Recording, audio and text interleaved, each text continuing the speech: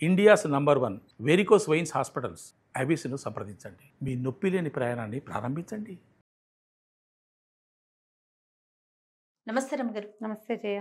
రమగారు, రాజుల కథలు ఎప్పుడో పాతవి కాకుండా కొంచెం మన ముందు తరాల రాజుల కథలు అలా ఏమన్నా చెప్పుకుందామండి.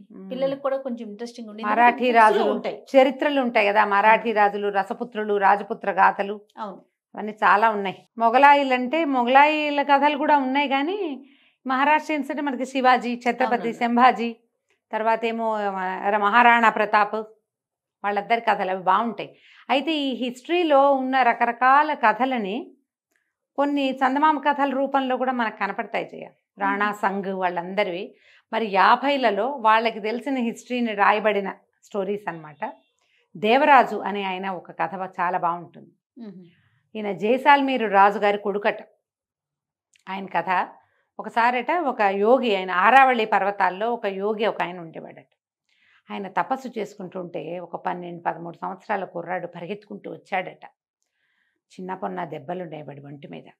పరిగెత్తుకుంటూ వచ్చి ఈ యోగి పాదాలు పట్టుకుని, అయ్యా నన్ను రక్షించండి, నేను జైసాల్మీరు రాజుగారైన బీజీరావు గారి కుమారుణ్ణి, దేవరాజు నా పేరు, మా నాన్నని సంహరించి మరి శత్రువులు రాజ్యాన్ని ఆక్రమించారు, నన్ను చంపటానికి వెంబడపడ్డారు, గుర్రం చచ్చిపోయింది, నేను పరిగెత్తుకుంటూ వచ్చాను, నన్ను రక్షించండి అన్నాడు. 12-13 ఏళ్ళ పిల్లాడు. రాజపుత్రుల పిల్లలు కొంచెం బలంగా దృఢంగా ఉంటారు. ఆయనకి తెలిసింది రాజుగారి అబ్బాయి తనని శరణి వచ్చాడని. ఆయన ఏమన్నట్ట, సరే ఆ ఒంటి మీద బట్టలు విప్పేసి అక్కడున్న అంగవస్త్రం కట్టుకొని ఒక ఉత్తరీయం లాంటిది ఇచ్చారు. అంగవస్త్రం ఉంటుంది కదా, చిన్నది, పంచి అంత పెద్దది కాదు, అదే అంగవస్త్రం కట్టుకోమని ఆ కుర్రాడు అంగవస్త్రం కట్టేసుకున్నట్ట. ఈయన తన ఒంటి మీద జంధ్యం ఉంటే అందులోంచి ఒక పోస తీసి, 3 పోసలు ఉన్నాయో 2 పోసలు ఉన్నాయో ఆయన ఒంటి మీద, ఒకటి తీసి పిల్లవాడి మెడలో వేసేట. జంధ్యంగా వేస్తారు కదా, జంధ్యం వేసి అక్కడ ఆహారం ఉంది, 2 విస్తర్లు వేసి నీకు నాకు వడ్డించన్నట్టు. కుర్రాడు గబగబా ఏం చేసేట, 2 విస్తర్లు వేసేసి గిన్నెలు పెట్టాడు. ఒక పెరుగు పచ్చడి లాంటిది ఒక పదార్థం, పులగం. వీళ్ళిద్దరూ ఆకుల ముందు కూర్చున్నారు. కూర్చునేసరికి లోపలికి 5-6 సైనికులు గబగబా వచ్చారు. వాళ్ళకి తెలిసింది యోగి గారు భోజనం చేస్తున్నాడు అని. ఆకులు ఉన్నాయిగా, 2 పిల్లలు ఉన్నారు. ఈయన చెప్పాడు, వాళ్ళు రావడానికి ముందు నీ పేరు సోంభట్లు, పేరు అడిగితే సోంభట్లు అని చెప్పు అని చెప్పాడు. సోంభట్ అన్నాడు. సరే, ఇవి లోపలికి వచ్చిన సైనికులు నాలుగు ఖర్చుకుని, అయ్యగారు తమరు భోజనం చేస్తున్నట్టున్నారు గురుగారు, ఒక 12-13 సంవత్సరాల రసపుత్ర కుర్రవాడు ఏమైనా వచ్చాడా ఈ ప్రాంతానికి? లేదే, నేను చూడలేదు. ఏరా సోంభట్లు, నువ్వేమైనా చూసావా అన్నాడు. కుర్రాడు, నేను చూడలేదు గురువుగారు, పొద్దునుంచి ఇటువైపు ఎవరూ రాలేదు అని చెప్పి, మీకు కొంచెం పులగం వడ్డించమంటారా అన్నాడు. అనేసరికి వీళ్ళకి అర్థమైంది వీళ్ళిద్దరు భోజనం చేస్తున్నారు. ఈ సోంభట్లుగా ఉన్న కుర్రాడి వైపు చూశారు. వాడు కొంచెం మటసంగా 12-13 సంవత్సరాల కుర్రాడుగా ఉన్నాడు. ఉపరి వస్త్రం లేదు. రసపుత్రులు ఉపరి వస్త్రాలు లేకుండా ఉండరు. రాజపుత్రులు, రాజ్పుట్స్ పై బట్ట వేసుకుంటారు. బ్రాహ్మణ పిల్లలు అయితే నడువుకు అంగవస్త్రం కట్టుకుని ఒంటి మీద చొక్కా లేకుండా భోజనం చేస్తారు. ఇక్కడ కూర్చున్నవాడు గురువుగారితో పాటు కూర్చున్నాడు. వాడి ఒంటి మీద ఏమో జంధ్యపోగుంది, అంగాస్త్రం కట్టుకున్నాడు, ఉపరి వస్త్రం లేదు, చొక్కా విప్పి తినాలి అన్నం. చొక్కా వేసుకుని అన్నాలు తినరు, తినేవాళ్ళు కాదు. ఇప్పుడంటే మామూలుగా బయట తినేస్తున్నారు, కానీ ఇళ్లలో పెద్దవాళ్ళు ఉపవాసాలు అవి ఉన్నప్పుడు, పూజలప్పుడు మీరు బ్రాహ్మణ భోజన పంక్తి గమనిస్తే పైన ఉత్తరీయాలు అవి ఉండవు. అదేలేండి, భోజనం చేసేటప్పుడు అట్లా కూర్చోవాలి, అది నియమం. వీడిని వాడిగా భావించే అవకాశం లేదు. ఇంతే సైజు, 12-13 ఏళ్ళ పిల్లాడే, కానీ కాదు రాజపుత్రుడు కాదు వీడు. ఓకే, ఎందుకంటే వీడు బ్రాహ్మణ కుమారుడుగా కనపడుతున్నాడు. ఊరుకున్నారు, వదిలేశారు, వెళ్ళిపోయారు. సరేలేండి గురుగారు, భోజనం కానివ్వండి, క్షమించండి ఇలాంటి సమయంలో వచ్చి మిమ్మల్ని డిస్టర్బ్ చేశామని ఏదో నమస్కారాలు చెప్పుకొని దిగేశారు. పిల్లాడు ఆకులో వడ్డించుకున్నాడుగా, పరమ దుఃఖంతో అది తిని ఆయన కాళ్ళు పట్టుకున్నాడు. నన్ను ఆ ప్రాణాలు రక్షించారు, నా చేతి అన్నం తిన్నారు మీరు, నన్ను కాపాడండి అంటే ఆయన ఏమన్నాడంటే, రాజకుమారుడివి నువ్వు, నా శరణి వచ్చావు, అందుకని నాకేమి ఎవరి చేతి భోజనమైనా నాకే పట్టింపు లేదు, నీ ఇష్టం వచ్చిన నాళ్ళు ఇక్కడే ఉండు, నీ ప్రాణాలకి నాది పూచి. ఓకే, సరే ఉన్నాడు. కొంతకాలం నడిచింది. వాడు అప్పటికే యుద్ధ విద్యలు నేర్చుకునే ప్రాక్టీస్లో వాటిలో 12-13 ఏళ్ళు వస్తే పిల్లలు దృఢంగా ఎత్తుగా ఉంటారు. వాడు అక్కడే ప్రాక్టీస్ చేసుకుంటూ ఉండేవాడు. ఎక్కువ కాలం ఏం ఉండలేవాడు. ఒక 16-17 సంవత్సరాలు, ఒక 3-4 ఏళ్ల పాటు అక్కడ ఉన్నాడు. 3 ఏళ్ళు నిండుతుండగా ఇంచుమించుగా గురువుగారికి చెప్పాడు, నేను ఇంకా ఇక్కడే ఉంటే నా రాజ్యం ఏ దిక్కులో ఉందో కూడా నేను మర్చిపోతాను, నాకు ఆజ్ఞ ఇవ్వండి, నేను వెళ్ళొస్తానన్నాడు. ఆయన రాజ్యాభిషేక ప్రాప్తిరస్తు అని దీవించి వెళ్ళరా అన్నాడు. కుర్రాడు అన్నాడు, మీ జ్ఞాపకార్థం ఈ అంగవస్త్రాన్ని నేను తీసుకెళ్తానని అడిగి ఆ రోజు తను కట్టుకున్నటువంటి ఆ వస్త్రాన్ని మడత పెట్టి బ్యాగ్లో పెట్టుకున్నాడు. ఈయన ఏం చేశారంటే, ఉండు 1 నిమిషం నీకు ఒక ఇది ఇస్తానని చెప్పి ఒక వెదురు గొట్టం తీశారు. వెదురు గొట్టంలో బయటికి వెళ్ళి కొన్ని ఆకుల్ని పిండి ఆ రసాన్ని ఇందులో పోసారు. ఈ వెదురు గొట్టంలో పోసి దానికి ఒక మూత బిగించారు. మనం చూస్తాం కదా, ప్యాకేజ్ కోసం వాడేవాళ్ళు. పూర్వకాలం ఏం చేసేవాళ్ళు, వెదురుకి 2 కణుపులు ఉంటాయా, ఒక కణుపు దగ్గర నరికితే 2వ కణుపు దాకా హాలో ఉంటుంది లోపల, అందులో ఏదైనా స్టోర్ చేసుకోవచ్చు. ఇప్పుడు కూడా అలాగే చేస్తారు, ఈ పల్లెటూళ్ళల్లో అక్కడ వాడతారు దాన్ని. ఇందులో ఉన్న పసరుతోటి ఇనుము బంగారంగా మారుతుంది, నీకు అవసరమైనప్పుడు మాత్రమే దీన్ని వాడుకో అని చెప్పి ఆ చేతిలో పెట్టాడు. కుర్రాడు పచ్చుకొని వచ్చేసాడు.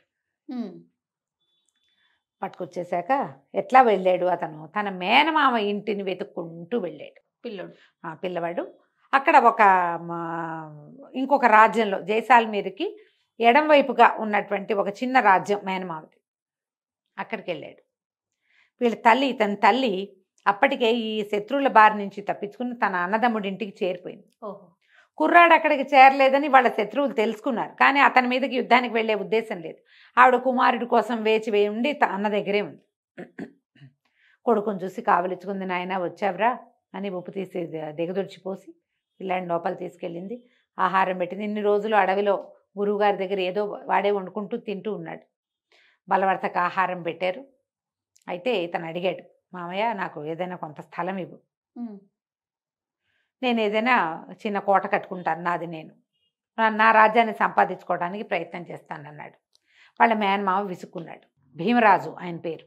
ఆయన ఏమన్నాడంటే, స్థలం లేదు గిలం లేదు, నువ్వు ఉన్నావు, నీకు అన్నం పెట్టావు అంతే, నీకు నేనేం చేయలేను, నా వల్ల అవ్వదు, అవంతా నాతోటి కాదు, నువ్వు వచ్చి ఇక్కడ ఉంటానంటే నువ్వు ఉన్న నాళ్ళు తిండి తిండండి నువ్వు మేమ, కానీ నేను స్థలాలు ఇవ్వను అన్నాడు. అంటే ఏమైంది, అంతలో ఏమైంది, ఒక గొడారి వాడు వచ్చాడట. అంటే అదే మన చెప్పులు అవి కుట్టేవాళ్ళు, వాడు ఒక ఎద్దు చర్మాన్ని తీసుకొచ్చి ఇచ్చాడు ఈయనకి. కుర్రాడు అడిగాడు, దేవరాజు ఈ అబ్బాయి పేరు, ఈ రాజుగారి అబ్బాయి, ఎంతో వద్దు, ఈ ఎద్దు చర్మం పట్టేంత స్థలం ఇవ్వు చాలు నాకు అని అడిగాడు. ఎద్దు చర్మం ఎంత ఉంటుంది, ఎద్దుని ఒలిస్తే మాత్రం అది ఎంత అవుతుంది? సరే, ఈయన ఏం చేశాడు, ఒక దూరంగా ఉన్న ఒక ఇసుక పర్రని చూపించాడు. ఆ ఇసుక పర్ర మీద ఈ ఎద్దు చర్మం పట్టేంత స్థలం తీసుకో, ఏం చేసుకుంటావో చేసుకో అన్నాడు. అనేసరికల్లా కుర్రాడు ఎద్దు చర్మం తీసుకున్నాడు చేతితోటి. ఎద్దు చర్మాన్ని కూడా ఇచ్చేశారు, ఇది పట్టాలి కదా అక్కడ. సరే, కుర్రాడు ఏం చేశాడు, వాళ్ళ అమ్మంది ఊరి ఎద్దు చర్మం పట్టేందంటే ఎంతరా, 10 అడుగులు రాదురా నాయన అంటే నవ్వాడు. నేను చెప్తానమ్మా దాని సంగతి నీకని సన్నటి కత్తి తీసుకుని ఎద్దు చర్మాన్ని పీలికలుగా చీరేశాడు. ఆ పీలికలన్నీ ఒకదానికొకటి ముడేసి దాన్ని ఎంత పెద్ద తాడుని చేశాడో వాడు. ఆ తాడుతోటి ఒక స్థలానికి ఇది కట్టి, ఈ స్థలం నాది అని చెప్పాడు. ఊరిని మేనమామ ఆశ్చర్యపోయాడు. ఏమిట్రా ఇంత స్థలం కొట్టేస్తావా అన్నాడు. ఇంత స్థలం కొట్టేస్తావా నీ తెలివితేటలతోటి అంటే, బావయ్య ఇది ఒట్టి ఇసుకపర్రే కదా, ఇది ఒట్టి ఇసుకపర్ర, నీకేం ఉపయోగం లేదు, చెట్టు చేమాలేవి ఇందులో, పొలం పండదు, నువ్వు ఉంచుకుంటే ఏమిటి, నాకు ఇస్తే ఏమిటి, అంతేగా ఆనంగానే ఆయన సరే సర్దుకున్నాడు. సరేలే అన్నాడు. ఇందులో ఏం కడతావో ఏం చేస్తావో చేసుకోమన్నాడు. ఈ కుర్రాడు ఏం చేశాడంటే, మేనమామ ఇంటి నుంచి కొన్ని వస్తువులు అడిగాడు.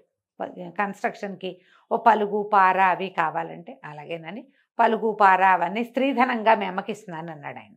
ఓహో. కుర్రాడు ఏం చేశాడు, పలుగు పార కొన్ని పలుగులు అవి పట్టుకుని ఇసుక పార దగ్గరికి వెళ్ళి, గురువుగారు ఇచ్చారు కదా ఒక చిన్న దాంట్లో పసరు, ఆ పసరుని ఆ ఇనప దాని మీద పోస్తే అది బంగారుగా మారింది. పరుసవేది విద్య ఆ గురువుకి అది ఉన్నది. ఆరావళి పర్వతాల్లో ఉన్న గురువు గారికి స్వర్ణ విద్య ఉంది. అబ్బా.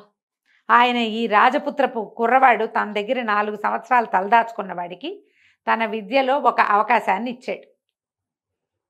వీడ ఈ ఇనప వాటిని బంగారంగా మార్చి, బంగారాన్ని డబ్బుగా మార్చి అక్కడ ఒక పెద్ద కోట కట్టడం మొదలుపెట్టాడు. కోట మొత్తం తయారైంది. మరి డబ్బులు ఆ, ఎంతమందినో తీసుకొచ్చాడు. వాళ్ళ వీర చాలామంది అయ్యారు. ఆ వచ్చిన వాళ్ళందరూ చక్కగా ఇక్కడ ఉంటూ మరి అందరికీ డబ్బులు ముడుతున్నాయి. బంగారం వీటి దగ్గర ఉన్నదే గోల్డ్. ఉమ్, ఇక కోట తయారైంది. ఈ భీమరాజుకి చుట్టాలు పక్కాలు వచ్చి అబ్బా మామయ్య కోట కంటే మేనల్లుడి కోట పెద్దదిగా అండ మొదలుపెట్టారు. ఓకే. ఇక ఆ ఇతను- కోట కొట్టేయాలి. ఆయన ఏం చేశాడు, సైనికులను తీసుకుని బయలుదేరాడు కోట మీద జమాయించడానికి. అయితే కోట దగ్గరికి వెళ్ళి వీళ్ళు ముట్టడి చేసేసరికి లోపల నుంచి దేవరాజు వాళ్ళ అమ్మగారు వచ్చింది. అదేమిటన్నయ్య భలేవాడివి, వాకిట్లోకి వచ్చి ముట్టడి ఏమిటి, భోజనాలు చేయండి అందరూ, ముందు భోజనానికి రండి అని, మీ కోటని ఇది అని లోపల తీసుకెళ్ళింది.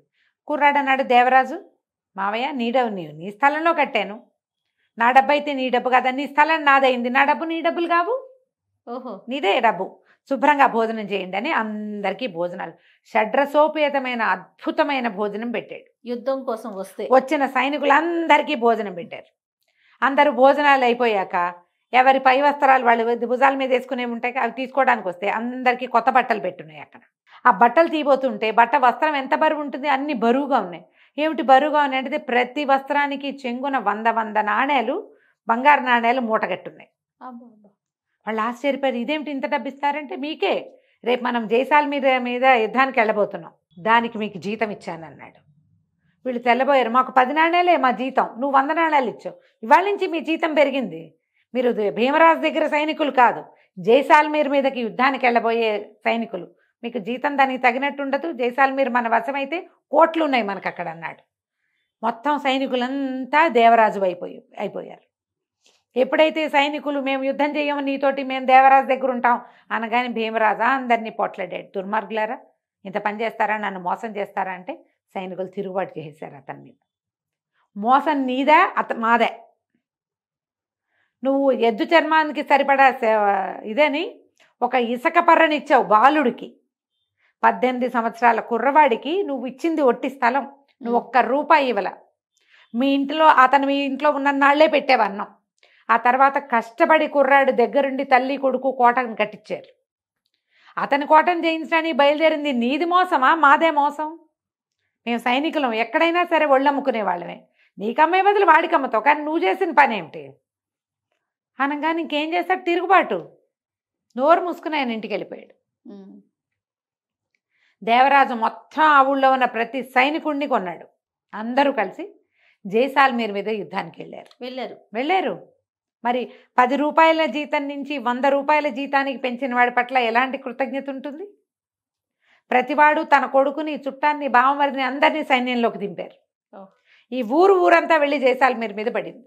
కుర్రాడు కత్తి పట్టగలిగిన ప్రతి రాజపుత్ర కుర్రాడు వెళ్ళిపోయాడు యుద్ధానికి. వెళ్ళేసరికి జైసాల్మీర్ కోట వీళ్ళకి వశమైంది. ఈయన రాజ్యాభిషేకానికి వెళ్తున్నాడట. వెళ్తుంటే ఒక పాత అంగవస్త్రం ఉంది అతని భుజం మీద. అందరు అడిగారు, ఇదేమిటి, ఇదేదో వస్త్రం వేసుకున్నామంటే, ఇది నా ప్రాణం కాపాడింది ఈ అంగవస్త్రం, ఇది నాతోటే ఉంటుంది అని చెప్పాడు. ఆ తర్వాతట ఎప్పుడు ఎవరు రాజ్యాభిషేకం చేసుకున్నా అంగవస్త్రాన్ని భుజం మీద వేసుకోవటం ఆ రాజ్యపు ఆచారంగా మారిందట. ఈ వస్త్రం ఇతని దగ్గరే ఉంది. తర్వాత అందరూ కూడా ఆయన భుజం మీద అంగవస్త్రం వేసుకున్నవాడు మనం కూడా వేసుకోవాలని ఇంకా అదే మొదలుపెట్టారట. ఇది చందమామలో వచ్చిన కథ, 50s రాయబడింది. చరిత్ర నుంచి తీసుకున్న విషయాన్ని కథలోకి కొంచెం బాగా అనువదించినట్టున్నారు. కంచికి మనం ఇంటికి. నమస్తే రమ్య గారు. నమస్తే.